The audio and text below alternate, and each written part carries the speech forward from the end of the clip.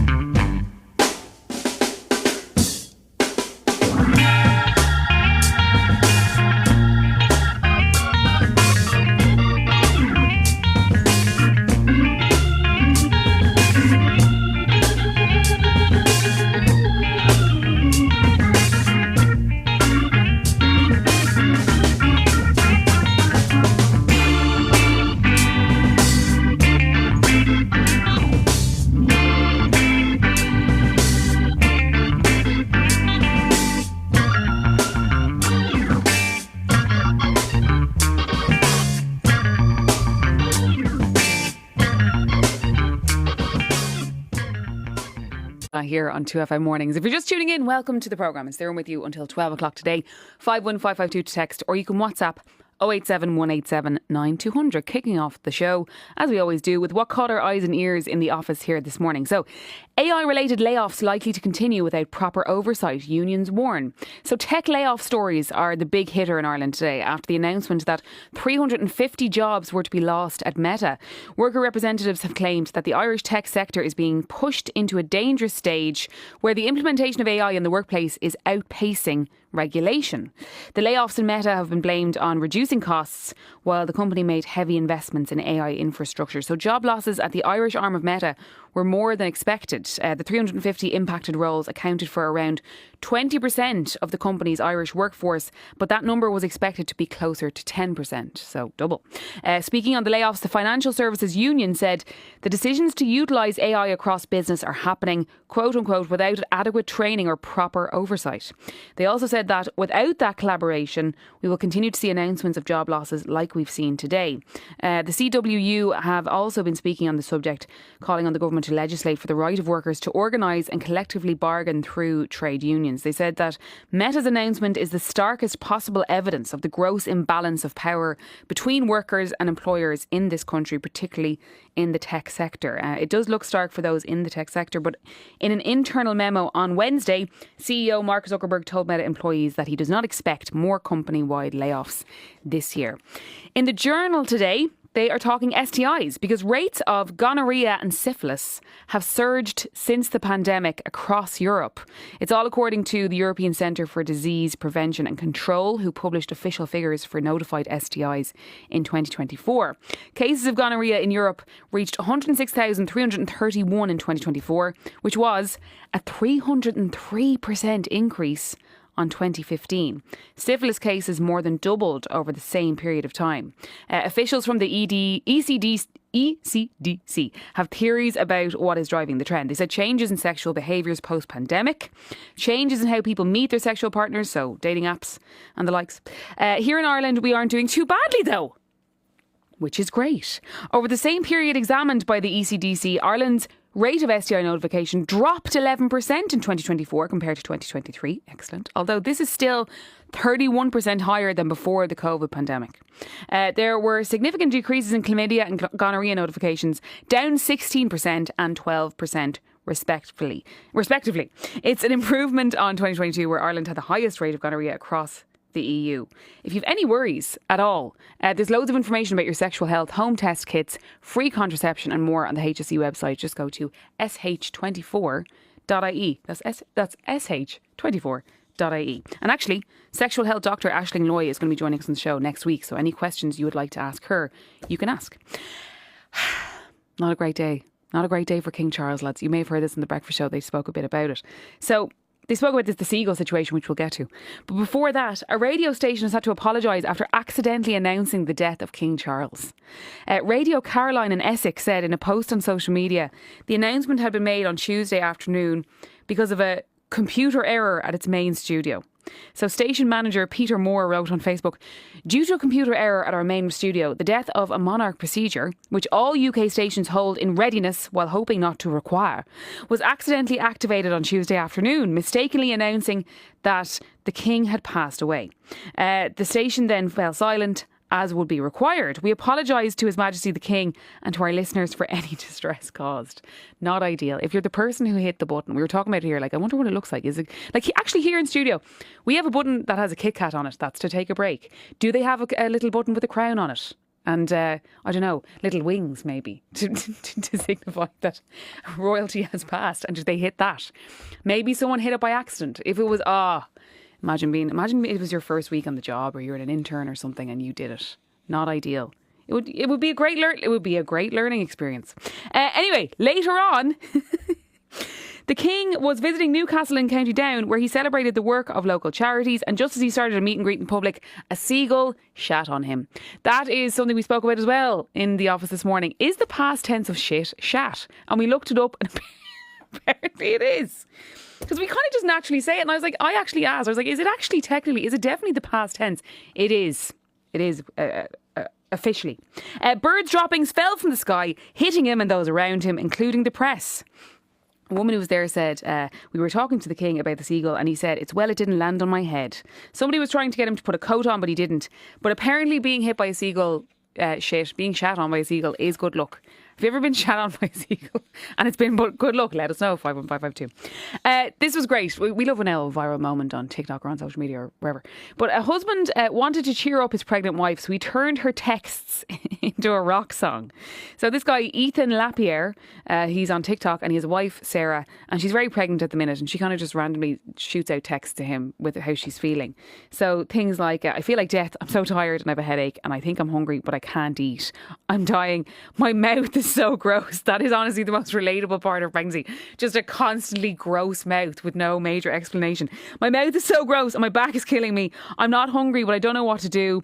And then the next lyric of the song goes, I'm sorry to complain to you. I'm just really dying. So he said he'd make it into a rock song. And he then played it to her and she was like, you need to share that. Have a little listen to some of this. I feel like death. I'm so tired and have a headache, and I think I'm hungry, but I can't eat. Absolute tune. My mouth is so gross and my back is killing me. I'm not hungry, but I don't know what to do. Sounds like Hayley Williams. It's really, really good. I'm just really dying. I'm dying. Trying to sleep, but I'm dying. I can't move. I'm sad you cheated on me in my dream. He said he wasn't even going to post the video. He said, I really just wanted to make her laugh and didn't have plans to post it. But once I showed it to her, she was laughing so much and said, you have to post it. So we went out to my truck and we filmed the video with the songs. He now has over 100,000 followers. So go on, Ethan. Well done you. Meghan Markle's anniversary candle. Who wouldn't want to pay $64 to celebrate someone else's marriage? I don't know if you've seen this. So her brand, As Ever, it's As Ever official on Instagram. If you want to go over and have a look at this candle, right?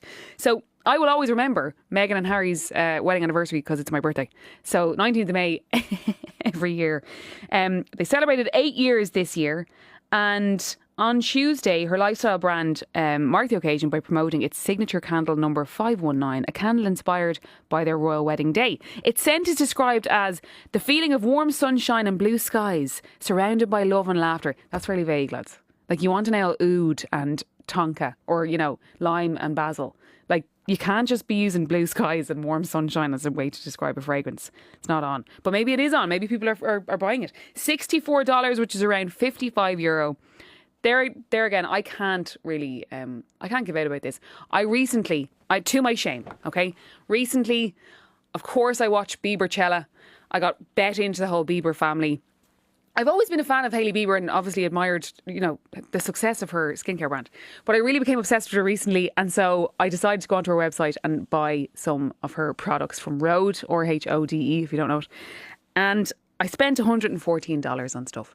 And being perfectly honest, right, it just worked. The way they marketed it, her brand, around Coachella, it worked. I fell for it. Hook, line and sinker.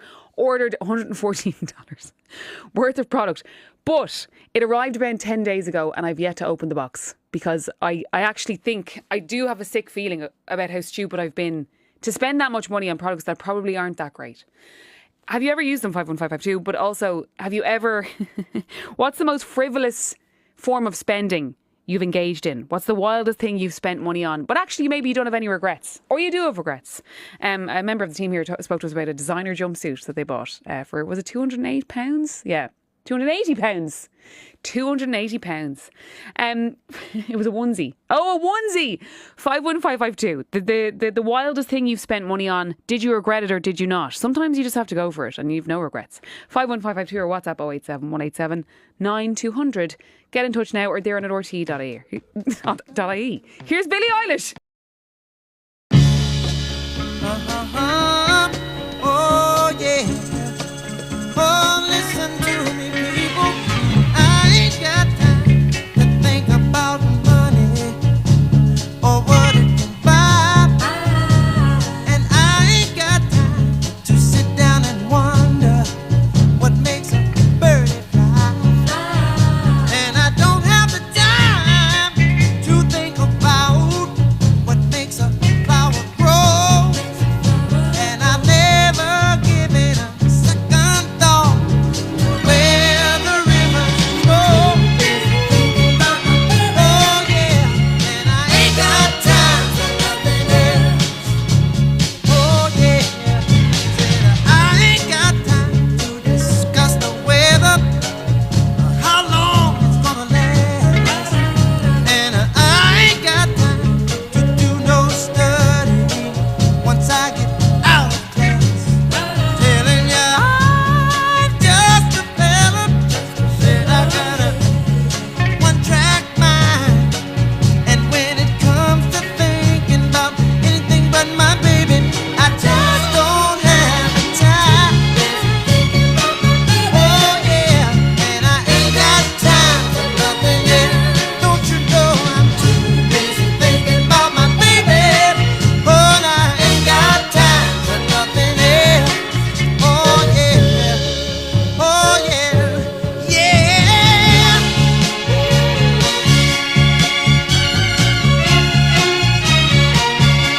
All the diamonds and pearls in the world could never match her word. No, no, she's some kind of wonderful. People tell you I got heaven right here on earth. I'm just a fella with a one-track mind. And when it comes to thinking about anything but my baby, I just don't have time.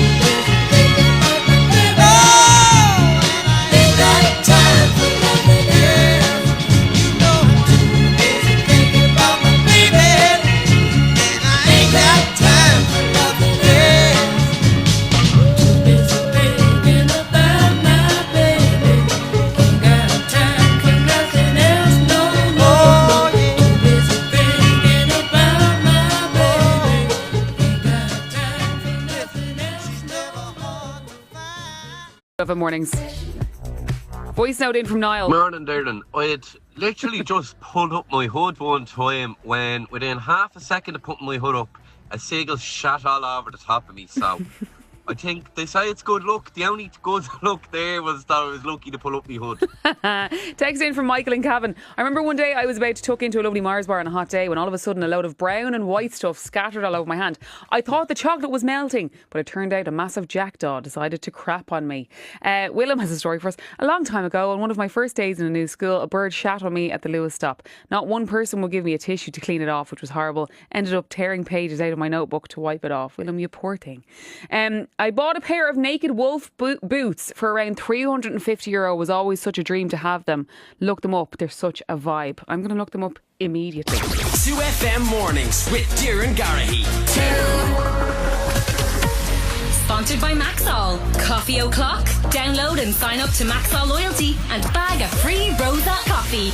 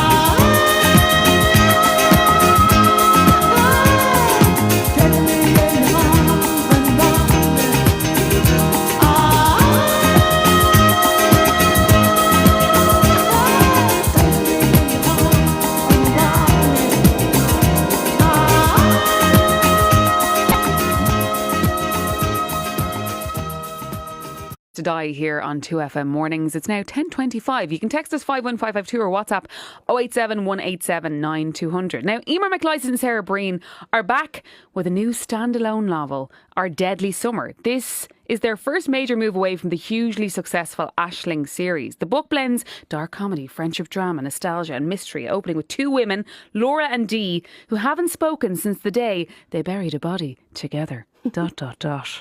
Ladies. Dun, dun. It wouldn't happen in an Aisling book, would it? Oh my God. I don't think so. Imagine we ever have a dead body. Nobody that didn't die of natural causes in an Yeah. Aisling book. This is a real departure, but how exciting. And welcome to the studio. Thank Thank you. you. We had our little book launch last night for friends and family, so Yes. I'm profusely sweating wine, so I do apologise. You don't seem to be. You look fresh as a daisy. Oh, it's makeup.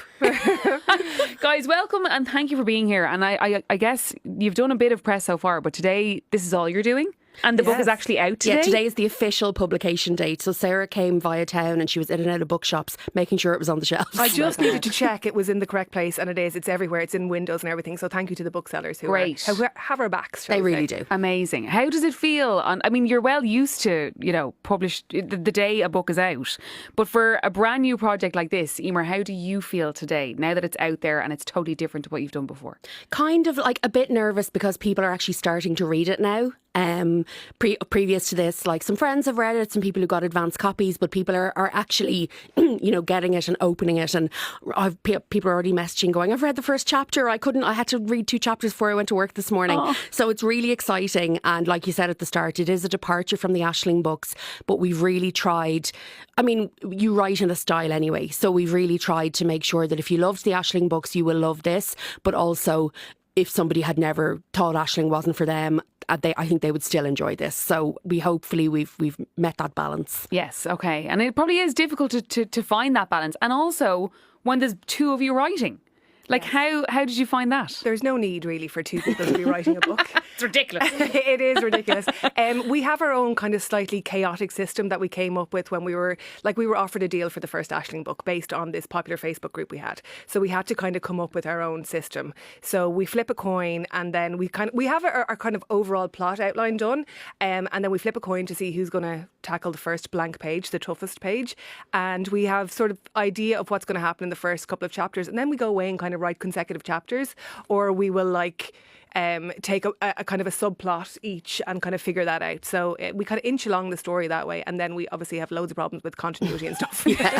And this book kind of goes back and forth between 2 different timelines, 2001 and 2025. So that added an extra layer of complexity. And when there's 2 people doing it, there were lots of, hang on, what year is this and whose voice is this? But we got there in the end. We like to make things difficult for ourselves. Like the girls are living in this little cottage in Long Island, and I actually had to draw a map of it because I was like, well, we're both saying somebody's turning left here or turning right there. And it's like, this is where the door is. This is where I think the door is.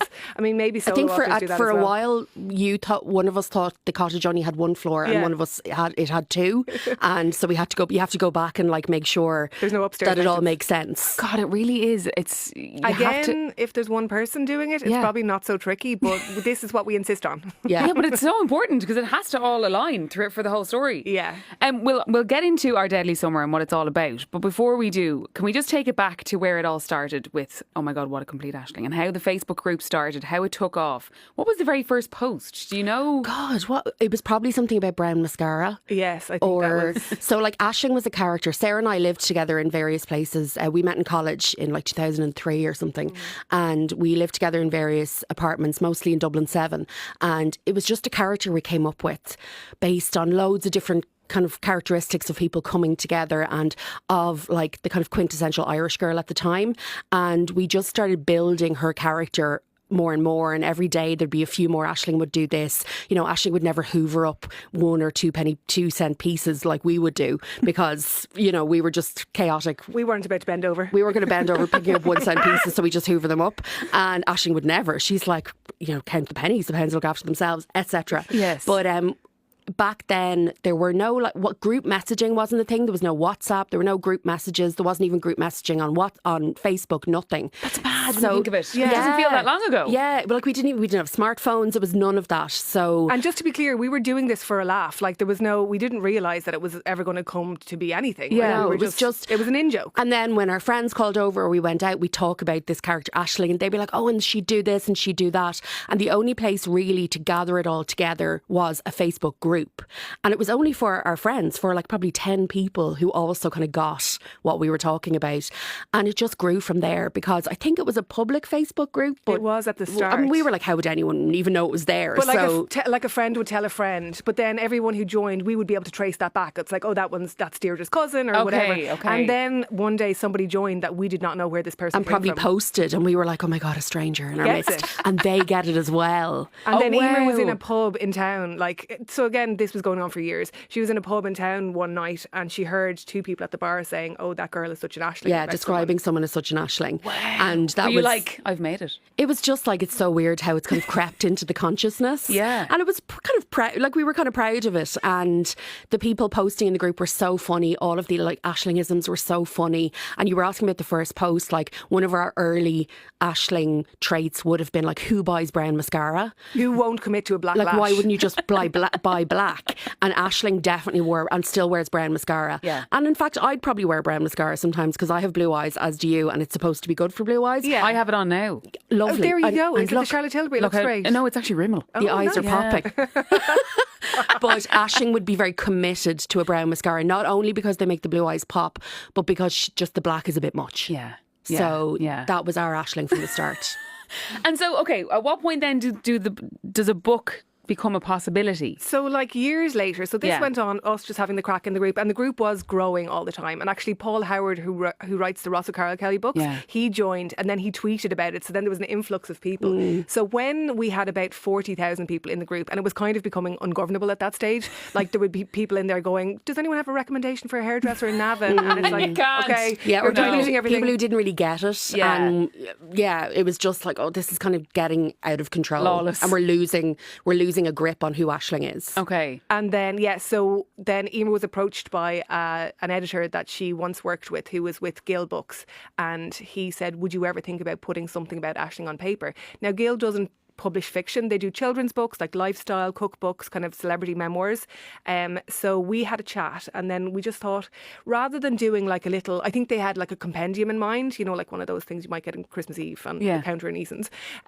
We were like, okay, rather than do something like that, how about doing like a novel? And we could just take Aisling from Facebook and, you know, make a complete world and like introduce her to people who aren't online, like our mums, for example. Yeah. So we came up with a pitch for them and they were like, okay, well, sure, listen, give it a go.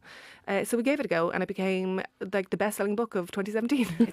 It's incredible. When you think And then back on it. spawned 4 sequels. Yeah. Speaking of those books that you might buy beside the till on Christmas Eve, we were in Books Upstairs last night where we had our little friends and family launch, and there was a series of books, Teaching Irish to Your Cat, Teaching Irish to Your Dog.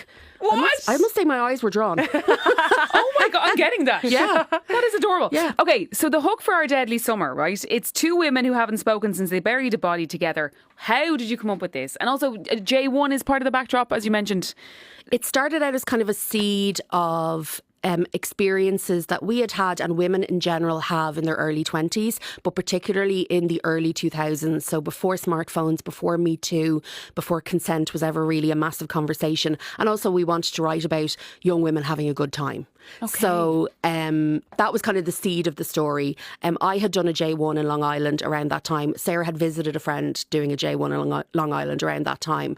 And it kind of grew from there. And we wanted to write about, you know, maybe a series of bad and good men that these young women meet. And the kind of crux of the story is that it opens with them standing over a dead body at age 20 and you don't know who it is. You know it's a man, but which one is it that they've met over the summer? So that's kind of one of the plot lines in the story, and then it moves forward and back between then and now. So they're in their 40s and they haven't spoken in 25 years because of this awful thing that happened, and they reconnect in Dublin and we see them talking about what happened that deadly summer, and we see the action in real time in the summer and then we see them talking about it now. So it's kind of multi-layered, I suppose. You're really selling it to me, I have to say. Thank you, Sarah. Yeah, that sounds great. It's a great read. I was always fascinated by Emer's summer in Long Island because she worked in a country club. So I used to go love. on. Yeah, so our characters in the book work in a country club in Long Island. Yeah. And Right, I- what you know. But I was always so interested. Like, she was taught silver service and it was quite posh, and she had to carry like one of those huge silver dinner trays on her shoulder. You carry a massive tray with like 6 dinners with one hand on your shoulder. No. Yeah, and I always think about my poor friend Elga, who's quite tall and maybe sometimes a little bit awkward, and all the food used to slide off the back of her tray. Oh, no. And you'd hear her crash and you'd be like, oh God. No. She'll have to go back on the drinks.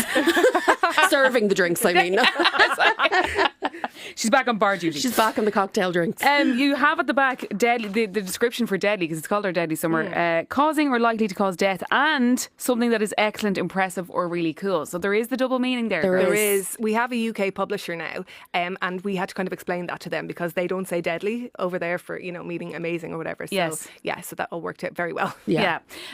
Working together, like you guys were friends before you ever worked together. Yeah. Do you ever surely you have blowouts? Like you seem to have a relationship. No.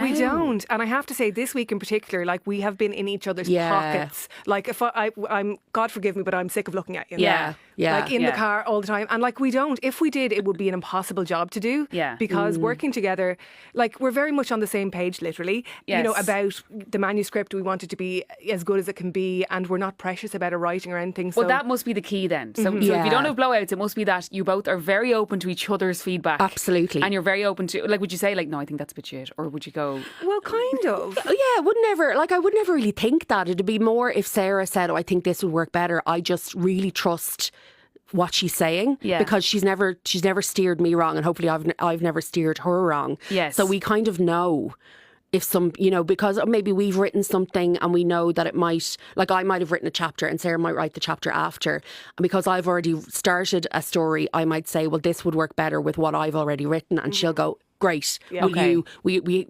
invented our own language that would be called smoothing, because I'd be like, okay, I'll smooth that, and then you'll seed that in somewhere, and we just We'll start finessing then as we Yeah. get to the end. Would you like to Right. finesse? does circle back ever come in? We Or- circle back sometimes. We do circle back, Yeah. yeah, Okay. but we kind of developed our own language. We don't have we couldn't be arsed fighting over things. Yeah. And like Sarah said, we're not precious. We're not like my words are Yeah. are precious, and I can't have anyone tinker with them. I'm like, if it'll make it better, please write it yourself. Yeah, go for it. So Aisling was optioned for screen, girls. Am I right? Yeah. You're right. Do you still have ambitions for her to be on screen in the future? Yeah, we worked for a couple of years on and off with Element Pictures, who've made really great stuff like Normal People, Conversations with Friends, Yeah. lots of stuff. They're just working on The Rachel Incident, which is Caroline O'Donoghue's amazing book. That's going to be brilliant. Yeah, it's going to be great. And we worked with them for ages, and we ended up writing a full pilot, a full episode 2, and outlines and everything. It just didn't end up getting picked up by a broadcaster, which is kind of necessary to move on to the next stage. But I don't think it's Dead. It's on ice. I would It's say. on ice. Yeah, so we're not currently working on it. We haven't been working on it for a while. Okay. But I still think Aisling will make it to the screen. I think the timing was probably off. Okay. I hope so. We learned so much during the process. We actually wrote a full film as well. Yeah, It we was wrote originally a film. It started out as a film screenplay, and we did not know what we were doing. Like, we had never done this before. And Element basically taught us how to write for the screen.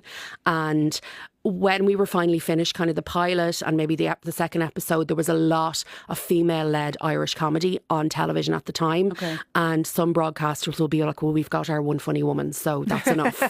and this was across, Ireland, the UK, and abroad, the streamers. So you never know. We could get a phone call tomorrow saying, oh, someone actually does want to make Aisling. So we'll see. I think it's going to happen. Yeah. We're manifesting. Yeah. Girls, it's been an absolute pleasure. The book Our Deadly Summer by Emer McLeod and Sarah Breen is officially out today. People are already inhaling the chapters and you're getting feedback already. Great feedback already. Yes. Which is fantastic. It is great. Scary but exciting. Yeah. Very exciting, guys. Thank you so much for coming in and Thanks joining for me. having Thank us. you. 2FM Mornings with Doireann Garrahy.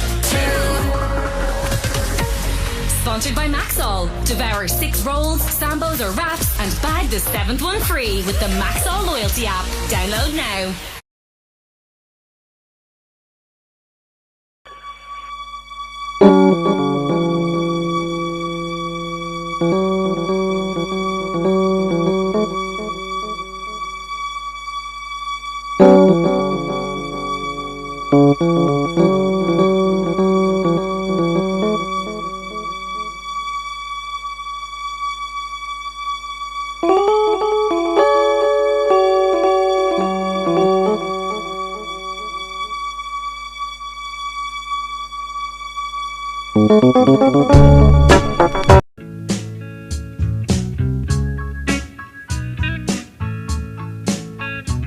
Since I've been gone, you've had your number changed.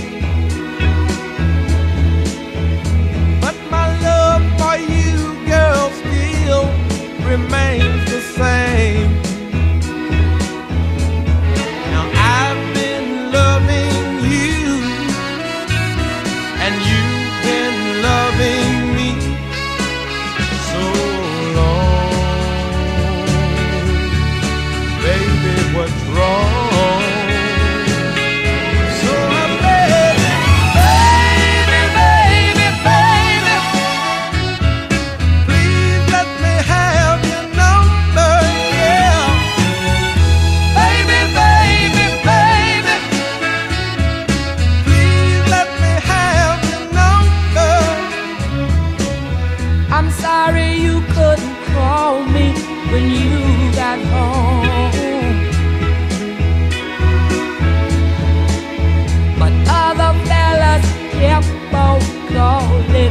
while you were gone. I had the number changed, but I'm not acting strange. Welcome home. Nothing's wrong.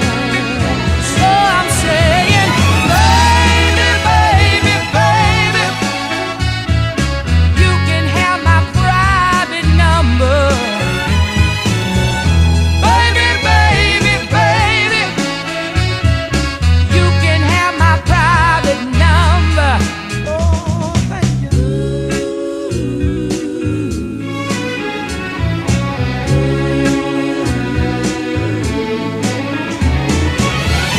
Baby, baby, baby, you can have my private number. Baby, baby, baby, for giving me your private number. You can have it. Thank you, baby. Baby, baby, anytime you want it. Thank you, baby. You can have 2FM getting you into the biggest gigs. That is right. Every day this week, 2FM's your way into one of the biggest gigs of the summer. We're talking Kings of Leon playing Thomond Park the 1st of July with special guest Florence Road. If you haven't seen them live before, you are missing out. It's going to be unbelievable. People still rave about their EP headliner performance last year. So we have Kings of Leon tickets to give away every day on the station this week, with all our daily winners going into Friday's draw, where one person will win the ultimate Kings of Leon fan prize. It's unbelievable. In 2FM at the minute we have an Epiphany Raspberry Tea Burst guitar from the Music Maker store in Dublin. It's an absolutely beautiful bit of kit, and we're going to get it signed by the band when they play here this July. And we're a chance to win a pair of Kings of Leon tickets and get your name in Friday's draw for the guitar. All you have to do is listen out for this clip. Simple as that. It could be played during a song, out of an ad break, at any stage between now and 6 p.m. today. As soon as you hear it, all you have to do is text the word Kings and your name to 51552 or WhatsApp 087 187 9200. And this is important.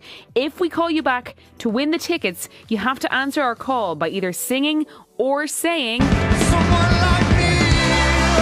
someone like me. Answer our call saying hi or anything else, you lose. So best of luck. As always, RTE competition terms and conditions apply. You can see 2fm.ie for all the details. Let's get some hosier. The sound Of the nation. RTE 2FM.